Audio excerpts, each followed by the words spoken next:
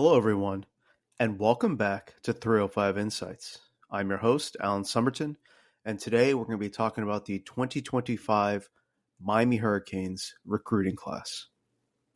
Now, there was a little bit of surprise with this class in the sense of Mario Cristobal has done an excellent job in the high school recruiting aspect, and he's finished with consecutive top 10 recruiting classes. And you come off your best year in 5-6 years? No longer. Yeah, like 2017, I believe, is when they went 10-2. But this has been one of your most successful years since the turn of the millennium, pretty much. And you don't really capitalize on it as much as a lot of people expect you to.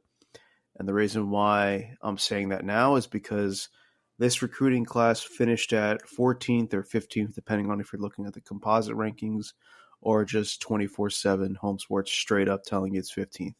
So, top recruiting class in the ACC for the third year in a row, but not as much high-end talent as you would want. They did secure 21 commits, and out of those 21 commits, 15 were 4 stars, which means they got 15 blue chip prospects. And you're kind of seeing the point of focus with this recruiting class is definitely on the defense. But there's still talent spread around everywhere. And there's some high hopes for certain kids within this class. So, again, it's always good to start off ahead of your opponents. I believe Georgia Tech finished at 18th, 19th-ish, and FSU finished at 20. So those are the next two closest opponents in the ACC who are recruiting near your level as far as this year goes.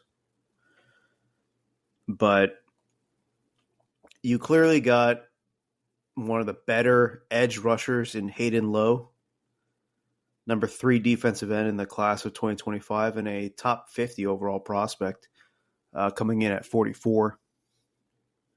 6'4", 250 pounds. You know that they're going to really try and find a way to use this kid early. If not, just let him learn from Jason Taylor, which is obviously a great thing to fall back on if you're a young kid. Hall of Fame defensive end coach is nothing to sneeze at. And you've seen the developments that they've had with certain players like Ruben Bain and whatnot, developing them from the ground up. So you also got 7 top 247 prospects. You got a top running back in Gerard Pringle Jr., tight end Brock Schott, Joshua Moore, Herbert Scroggins, Bryce Fitzgerald. It's a lot to like with the pieces on the defensive side. The worry thus begins to come on the offensive side because, again, you're losing the likes of Cam Ward. Are you going to have some of these guys step up from previous recruiting classes? But he did sign a top inside offensive line from the Las Vegas powerhouse high school, Bishop Gorman. And Seuso, I'm going to butcher this name. Seuso Alofatui. That's my attempt at that. But yeah, that's number 5 inside offensive lineman, 6'3", 280 pounds. He's going to develop under this Mario Cristobal coaching staff because we all know what Mario likes to do. He likes to control the line of scrimmage. So if you're an offensive lineman, it's usually an idea to go to a school like UM where they focus on making sure you can establish your presence at the line of scrimmage. I'm interested to see how Joshua Moore develops in this system, whoever they have at quarterback next year, which is increasingly looking like it's going to be Emory Williams. 6'4", 205 pounds. It's a big boy. And I know young wide receivers don't really make the field at UM, but with the loss of a lot of talent in the sense of Restrepo, I don't know if Brown's coming back or if he even has eligibility. Isaiah Horton transfers out, which I found to be unfortunate, kind of shocking even because I was, throughout the season, I think I've spoken how high I was on Isaiah Horton. And I thought he had the ability to come back next year and be a focal point of the offense. But again, there's a mystery as to how this team is going to approach the quarterback position next year. But I guess we'll dive into that in a different podcast because that would take too much time here. We talked about Scroggins out of Georgia, 6'2", 235-pound edge. You got another blue chipper. We talked about Bryce Fitzgerald from Columbus. He plays safety. But on the offensive side, like I said, you have Joshua Moore, Malachi Toney out of American Heritage, 5'11", 182 pounds, just below that blue chip threshold at an 89 3-star. Your quarterback of the future, maybe? Luke Nickel, 6'2", 205 pounds. Top 22 overall quarterback in the country. Out of Georgia, the 54th best player from that state.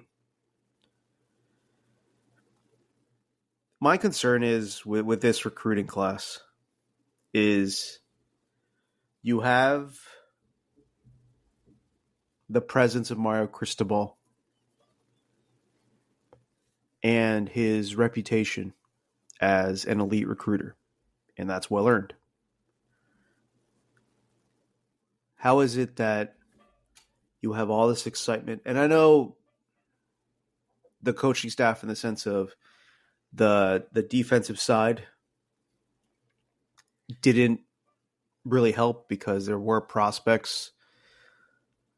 I can't remember the individual's name, but I know there was one that flipped from UM to the University of Florida because they saw the Syracuse game, and that was basically the last straw for them, that they didn't want to basically be a part of that defense that would get picked apart all the time. And on one hand, like I said, you have that strong season that you can show to recruits. But it's not how you start, it's how you finish. And a lot of the momentum was wasted in the last 4 games. And the fact that you beat FSU, Florida, USF, Florida A&M, you beat all those 4 teams within the state of Florida, and you beat a lot of them soundly. It didn't really matter because all the kids remembered was the end and how you looked against Syracuse, how you looked against Georgia Tech. And I said this in the podcast, even that FSU game wasn't that impressive with how much FSU was struggling. And Mario pounded the table and he said, you know what the projection, upward projection is of this program, the future of the program, compared to every other school in this state, the upward trajectory. It's not far-fetched to say that the team with the most momentum heading into the offseason in the state of Florida was the Florida Gators. And you saw it reflected in early National Signing Day, where, the Gators flipped some prospects from Florida State. They flipped some prospects from FSU. And they finished it at number 10. You successfully got Dallas Wilson to flip from Oregon, get off of his intent. Oh, what was it? It's NLI, right? Not NIL. National Letter of Intent. I know they don't really do that anymore, but it's basically an agreement for scholarship, something along the lines of that. And they got him Oregon to release that, and then he went and flipped to Florida. He's out of the Tampa Bay area, so there's reports that he wanted to be closer to his family. I believe his grandmother or someone he's very close with is obviously, getting older and declining in health, so he just wants to play close by. That's a top 3 player in the state of Florida, top 26 player nationally, 4th best wide receiver. They got Vernell Brown Jr., Ben Hanks, Jaden Woods, Heinz Stubbs, Tavarius Dice. I mean, I can keep on naming. I got to scroll a bit just to stop getting to blue chip prospects. They had 15 as well, but they had 2 5-stars and 13 4-stars. They've got the momentum with DJ Lagway and the hype going into next season because of how they finished the season. You didn't have DJ against Texas, but you had him in a lot of the other games, and they really showed their fight against that vaunted schedule that everybody talked about at the beginning of the year with the Georgia, Texas, LSU, Ole Miss, and Florida State. And they went 3-2, I believe, if not my mistake, because they beat Florida State, they beat LSU. They were hanging with Georgia until Lagway got injured. Or they're hanging with them pretty late in the game, too. But then they were on their 3rd-string quarterback. And then they got destroyed by Texas because DJ wasn't playing. So a lot of momentum going into the recruiting classes, and then the transfer portal, they're getting some guys here and there. But overall, you thought that UM would really hit the ground running with all this stuff. And, we talked about it previously with Florida State, the proof of concept. You got your double-digit win season. You've progressed from 5-7, 7-5. Now you got 10 wins. What isn't there to like from the high school rankings? And again, let's be honest, folks. The high school rankings, as much as we're focusing on them on this podcast, the unfortunate fact is they're meaning less and less due to the transfer portal. But the fact, if you can get the kid there and get him to buy in the program early and develop him, that still means something. Because not everybody transfers. But it's almost getting to a point where you need to pay attention to it less and less. But it's still a tradition. So you still need a foundation of bringing in talent from the high school level to shore up the depth.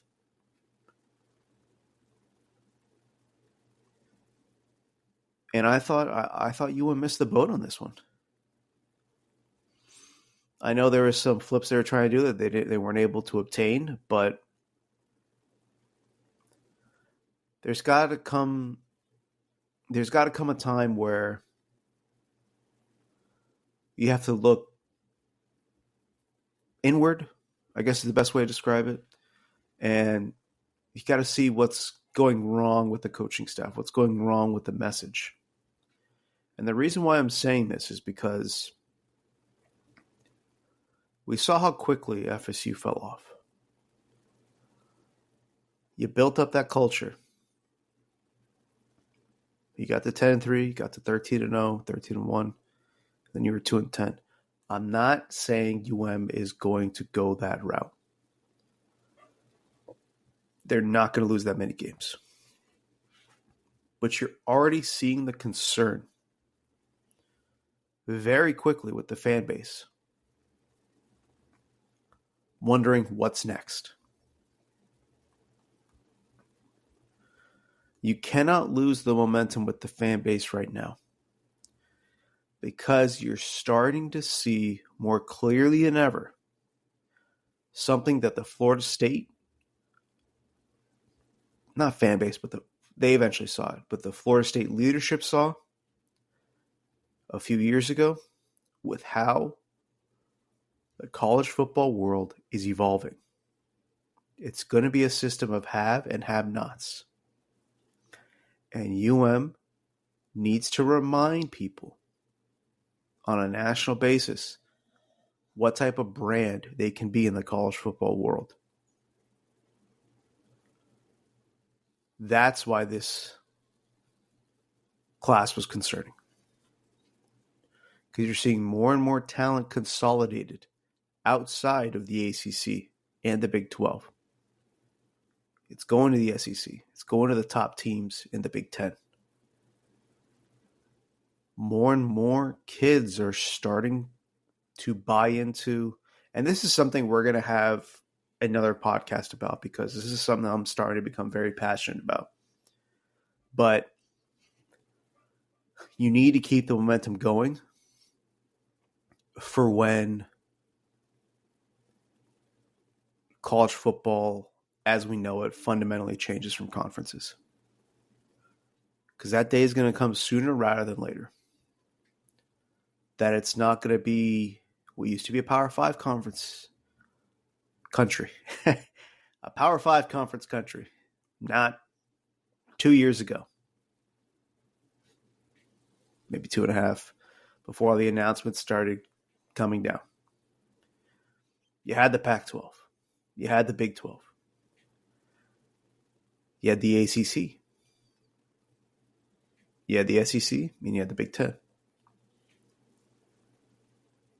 Now everybody is trying to get a bigger piece of that TV distribution money. And right now the biggest players are the Big 10 and the SEC. The Big 12 and the ACC are far behind.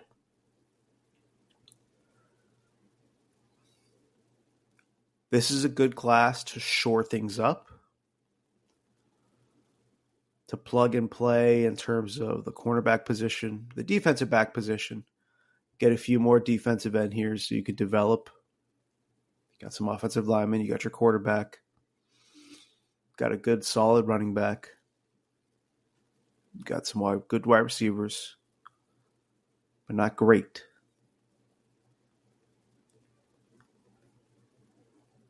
And now we have to wait to see what develops with the transfer portal and see what this team looks like in 2025. And you have to establish from here on out winning 9, 10, 11 games every season. And I'm not saying that in a sense of I'm being an entitled fan. I'm saying this needs to be done, not because I want to see a championship or I don't have the wherewithal to understand where this team is. I'm saying needs to do this for the sake of their football future and how they need to stay relevant in order to make it enticing for the Big 10 or the SEC. Or maybe somehow the Big 12 and the ACC take their best teams and combine them into a third super conference. I'm not sure. When everything will change is not when the FSU litigation comes down or the Clemson stuff happens. If North Carolina, the University of North Carolina, decides to start making waves, that's when you're going to see bleep hit the fan.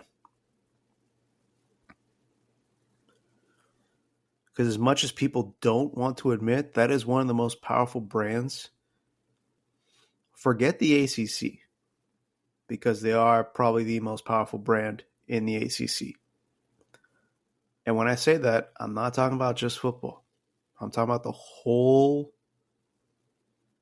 sports body and their influence as an institution, an educational institution. When North Carolina decides that they don't want to be in the ACC anymore and they want to be more serious about sports because that's where a lot of revenue is going to come, that's when you start seeing some really scared faces of athletic directors within the ACC.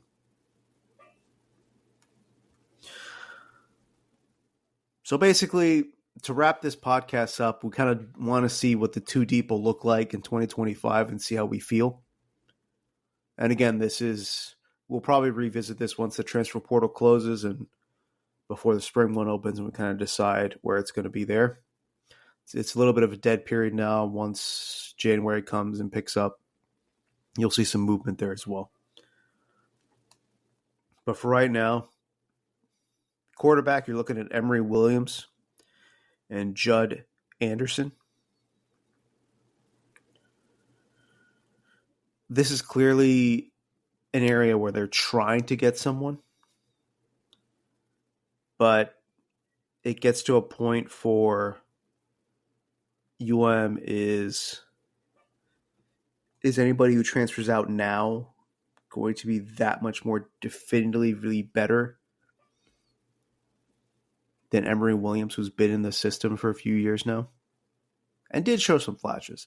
I'm not saying Emory's going to be a top-tier quarterback, but with all the movement going on with, what was his name, Matter from Washington State, where they thought they were going to get him, but he ends up going to Oklahoma because he's following his offensive coordinator.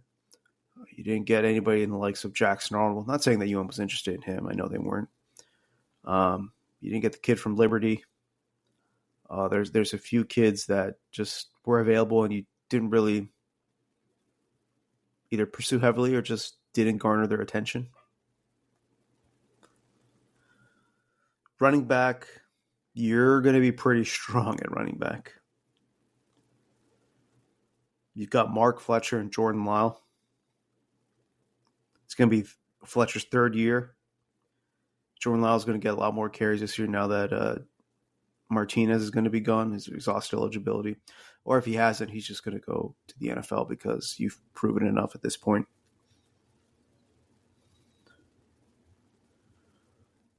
Wide receiver is going to be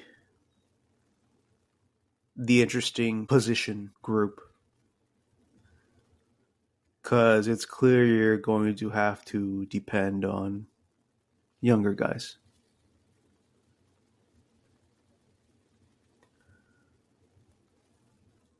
You got, and again, there's rumors of some of these guys transferring. I don't know if it's official or not, but we'll just go for now the active ones because, again, like you don't see Isaiah Horton because we know he's out. But the outside receivers, you're going to probably depend on JoJo Trader, Nikar, or Dylan Upshaw. On the other side, you've got CJ Daniels, Chance Robinson, Joshua Moore. And the slot, Ray Joseph or Malachi Toney. You're definitely going to need to see, CJ Daniels was added from LSU basically as Isaiah Horton's replacement, but you're probably going to need one more wide receiver in here. Tight end, you got Elijah Lofton and Brock Schott. You're losing Riley Williams to the transfer portal. So Lofton really is going to need to step up. Offensive line, you're definitely going to be fine. You got Markel Bell at left tackle. Samson Okunlola backing him up.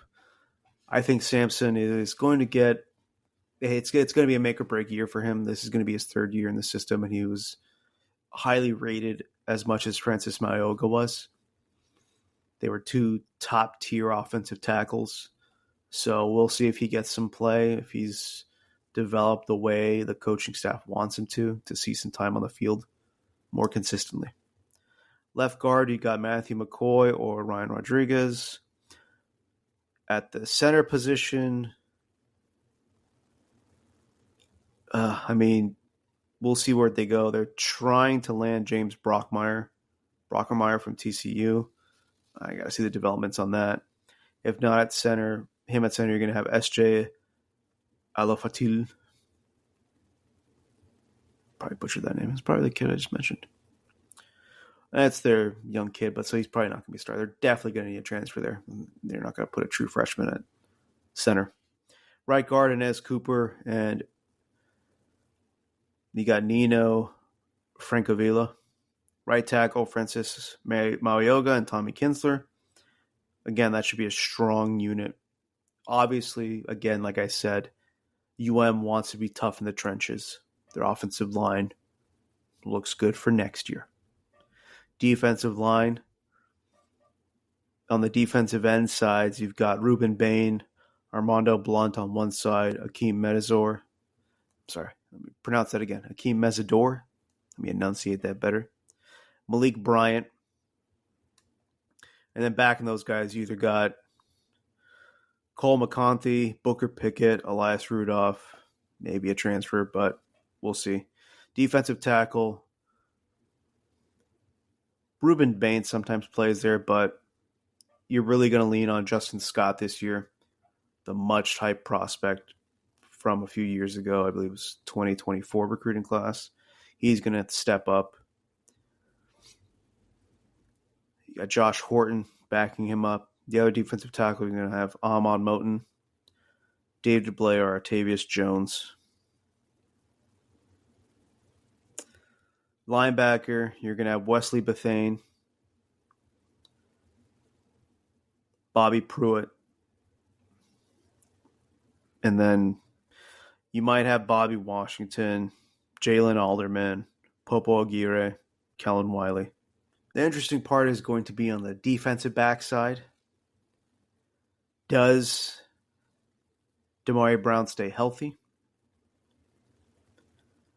Then you got OJ Frederick, who had some ups and downs. He showed a lot of promise, and then there were some really bad games.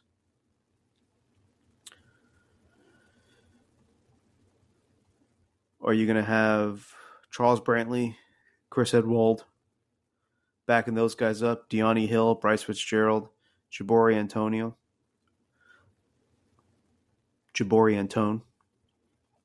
The safety positions, is Zaquan Patterson going to step up and take that leap in his second year? Markeith Williams, Dylan Day, Bryce Fitzgerald.